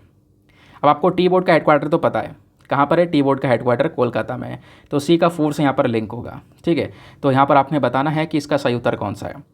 तो सी का अगर 4 से लिंक होगा तो इसका सही उत्तर है ऑप्शन नंबर बी 1342। 1342 यहाँ पर इसका ऑप्शन नंबर भी सही उत्तर है, यानी कि जो कॉफ़ी बोर्ड है, कॉफ़ी बोर्ड का हेडक्वार्टर बेंगलुरु में ही है, ठीक है। यानी कि जो पहला वाला जो मैचिंग है वो यहाँ पर इस तरीके से मैच हो जाएगा, इसमें कोई भी प्रॉब्लम नहीं है। सेकंड, रबर बोर्ड का जो यहाँ पर हेडक्वार्टर है वो कोट्टयम में है, ठीक है, तो 1 के बाद हमारा 3 आ जाएगा। और टी बोर्ड का हेडक्वार्टर हमारा कोलकाता में है, तो यहाँ पे 4 है। टोबैको बोर्ड का हेडक्वार्टर हमारा गुंटूर में है। ये सारे के सारे हेडक्वार्टर्स यहाँ पर आपको दे दिए गए हैं, समझ गए। तो दोस्तों ये है हमारा पूरा का पूरा डिस्कशन। अभी यहाँ पर बीच में एक आर्टिकल और है, उसको हम कल डिस्कस करेंगे, ठीक है।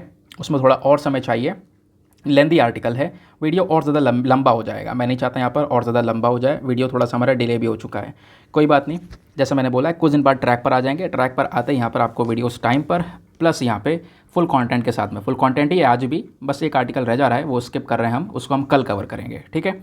बाकी जो हमारा प्रीलिम्स वाला क्वेश्चन था, फटाफट उसके आंसर को देख लेते हैं। क्वेश्चन ये था कि बताओ तीनों स्टेटमेंट्स में से कितने स्टेटमेंट यहाँ पर सही हैं। तो इसका सही उत्तर है ऑप्शन नंबर सी, तीनों के तीनों स्टेटमेंट्स सही हैं। Government of India niger seeds को लेकर, नाइजर सीड जिसका साइंटिफिक नेम है गुइजोटिया एबिसेनिका, तो नाइजर सीड्स के ऊपर मिनिमम सपोर्ट प्राइस यहाँ पे सरकार प्रोवाइड करवाती है, पहला स्टेटमेंट सही है। दूसरा, नाइजर को हम लोग as a kharif crop cultivate करते हैं, ये भी सही है। तीसरा भी सही है, कुछ ट्राइबल पीपल इंडिया के अंदर नाइजर सीड ऑयल का यहाँ पर यूज़ करते हैं कुकिंग पर्पज़ के लिए। तो option number C, all 3 is the correct answer. Now इसी के साथ में करते हैं हम लोग अपने लेक्चर को समाप्त और मिलते हैं आप लोगों से अगले वीडियो में। आज के लिए bye bye, have a nice day, thank you and Jai Hind.